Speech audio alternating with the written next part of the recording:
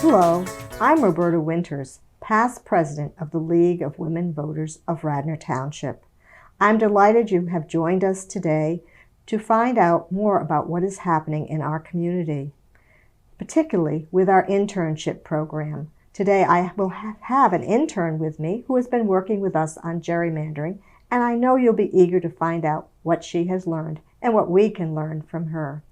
As you may know, the League of Women Voters is also a diverse and inclusive group. We hope you'll consider joining by going to our league website, lwvradnor.org.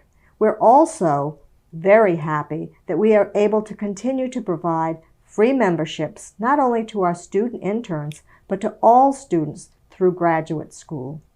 So today, we'd love to have you meet my guest, Tegan Kelsall, who has been working with me this summer on gerrymandering, as I mentioned. Tegan, how did you get interested in this topic, and what are you particularly interested in Radnor High School? So I'm a junior at Radnor. I love to play golf, and I foster dogs in my free time. I'm also involved in an Action Earth Club, which organizes park cleanups and public awareness. I got a brief overview of gerrymandering from my freshman year government class. I was aware of the situation, of the gerrymandering situation in Pennsylvania from the news, but I didn't have an idea of how big the situation was. What got me interested in voter representation and gerrymandering was hearing about the issues that my generation is passionate about. I want to know how our ideas would make it through the system, from local government to the federal government, and that's where I started learning about voter representation, or the lack thereof, and how gerrymandering affects it. Gerrymandering is manipulating the boundaries of wards and voting districts to favor one party or class. Well, gerrymandering, as you mentioned, is really important for voter representation. So just how is it done? So gerrymandering is all about power. Politicians in power divide areas up into districts, and whichever party is a majority in that district wins. Here are two diagrams that show gerrymandering. So the first, I think you said, was about cracking? Yes. Now that sounds like, a restaurant show, where we're breaking eggs or something, but politicians actually crack districts. How is that done? Mm-hmm. So cracking is spreading voters of a particular type among districts.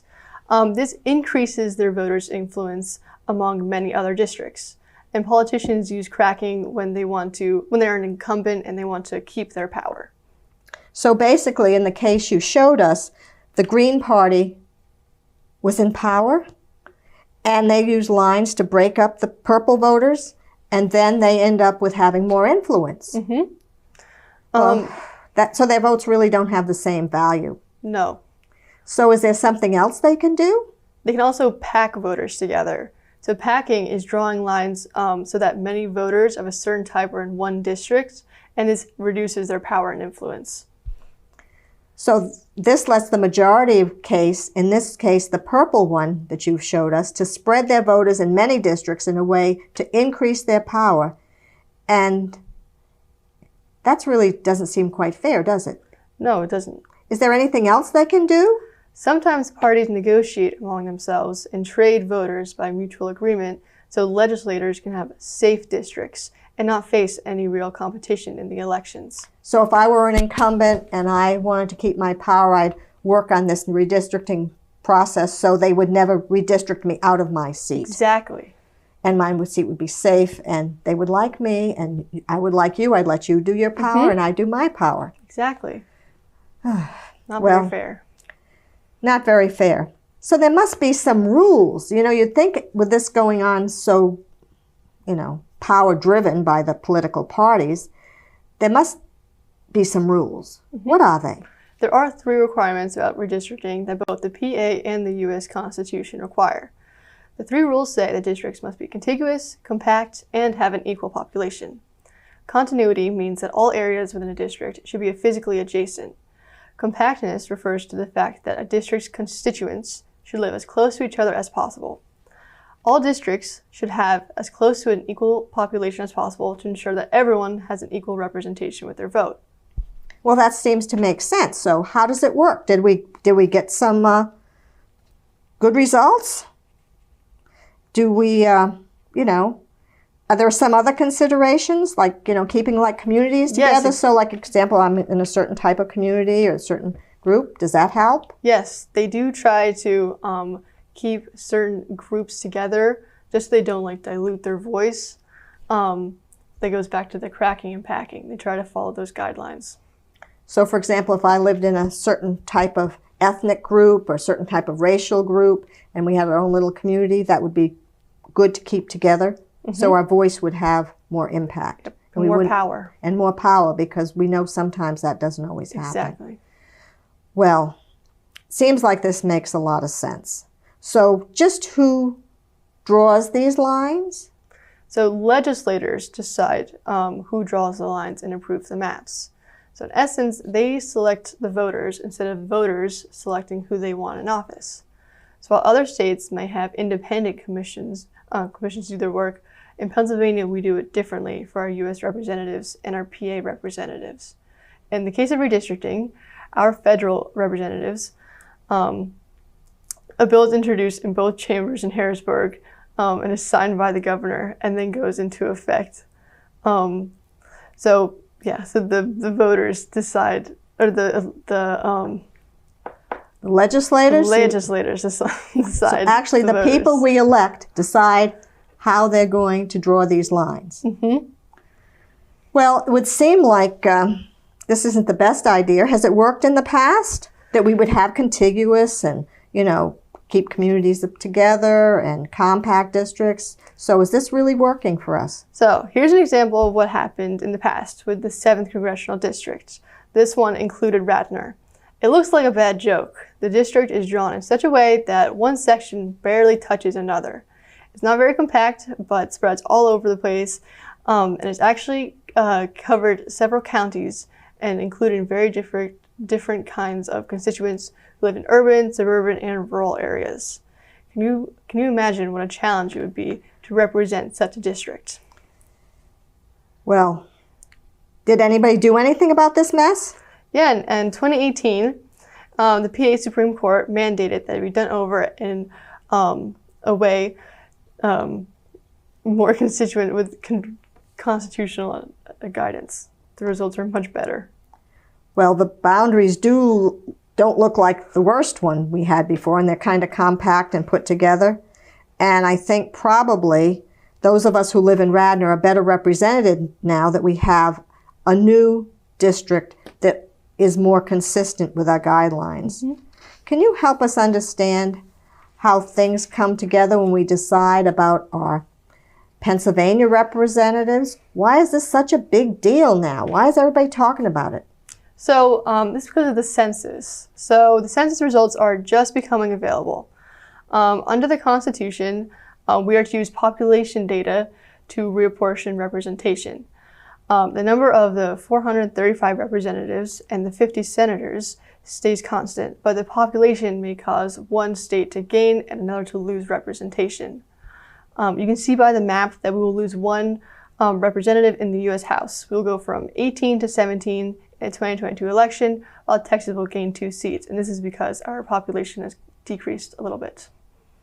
Well, I think that's sad for Pennsylvania, and I hope that we have a different way, perhaps, to determine how we will select these electoral districts. Just how is it done? I know it's done differently, the Pennsylvania lines versus the federal lines. So just how does it work in Pennsylvania? So our PA lines are drawn by 5 people. They make up the PA Reapportionment Commission.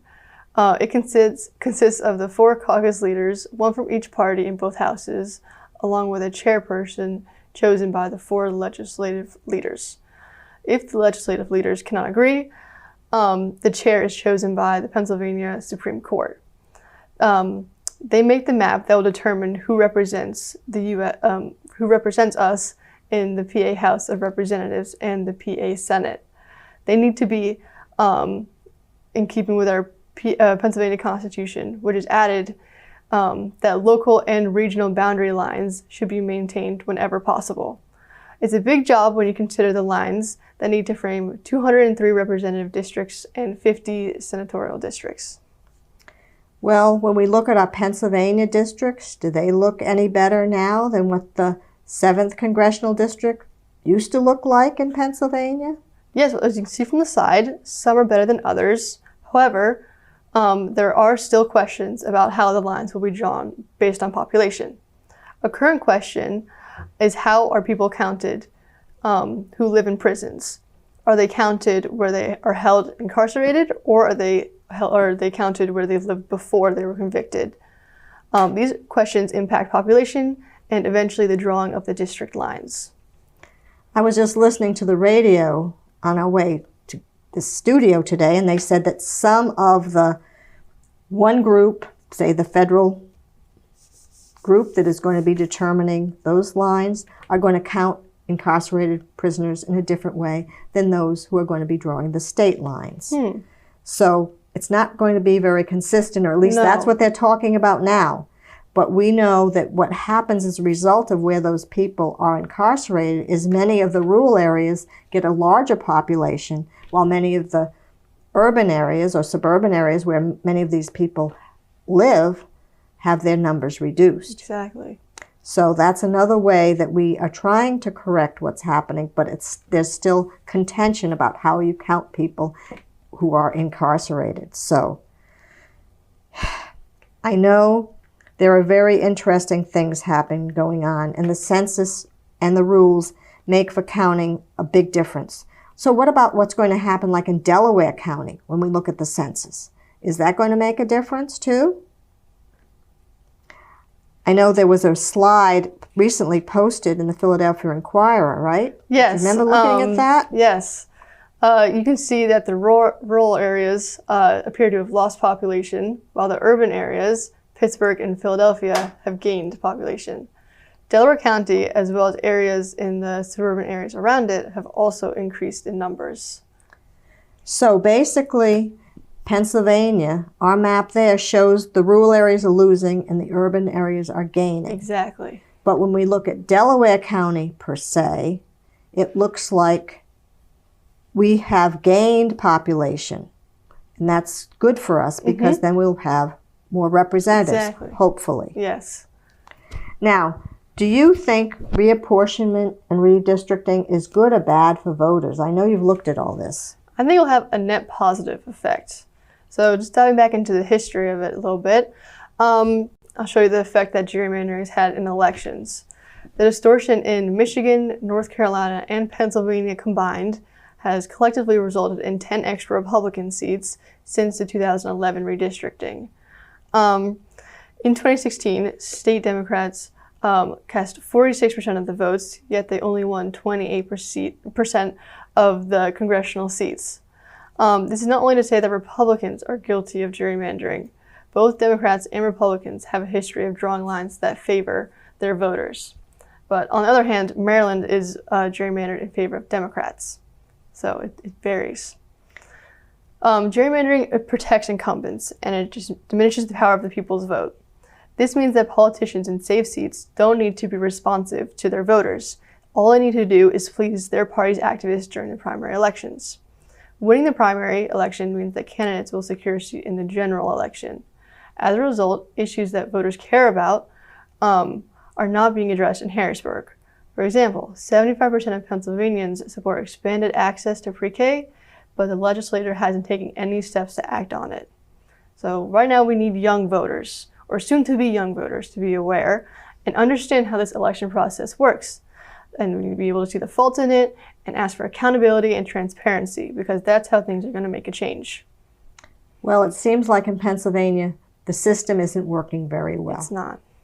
And I'm glad you and other young people are becoming increasingly aware of the situation and can help us do the right thing. Now, it looks to me like everybody needs to pay attention. And I know the League did a study here in Radnor about our ward lines. So it's not just at the federal level and at the state level and at the county level. I mean, they go right down to Radnor wards. And if you look at that map, Tegan, it doesn't look like they're all contiguous and compact. And a committee, last time, a committee of just 3 commissioners met behind closed doors, made some plans, and presented them to the commissioners to be supported. Equal population is very important when you're doing it, and I think all of our wards are very close in population, but the wards reflect things like splitting Villanova University into 4 different wards. And that's a problem, because if you were a student there and you changed your dorms, you'd have to go to a different polling place. And, you know, it just gets very complicated. It discourages the young voters. And everyone's about encouraging them, and is making it especially hard for them to vote. Well, we hope that everyone will make their voices heard, because our commissioners will be looking at our wards in Radnor once the census numbers are firm for Radnor. Our legislators are now looking at how Pennsylvania is going to be redrawn, as well as the reapportionment committee. So if you wanted to take and get active in this issue, are there places to go and people to talk to who could help you? Yep, I have 3 places you can go to. You can go to Draw the Lines PA.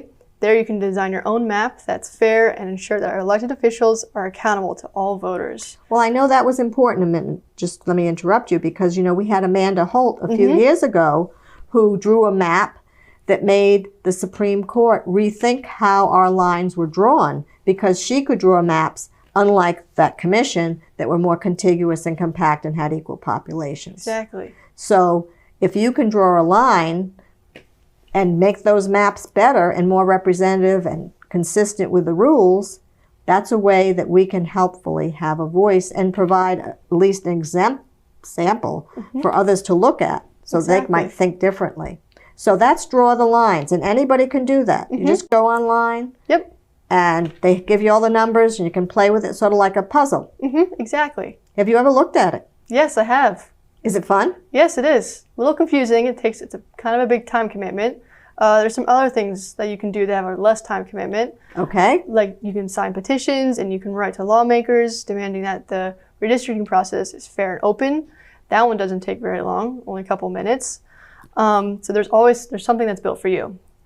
Another great resource is the people-powered maps, and that's back to what we were saying about like making the fair maps. So yeah, there's a lot of resources. And I know Fair Districts PA has been around a long time. And the thing I like about their website, if you go to it, that's also a project of the League of Women Voters. I don't know if you knew that or not. But they also have talking points. So if you call your legislator and you're concerned about this, it'll give you some words to say or to put in your letters, so it sounds like you know what you're talking about. Perfect. Because, you know, everybody's heard about gerrymandering, but they don't know exactly it's a little confusing what to say. Exactly.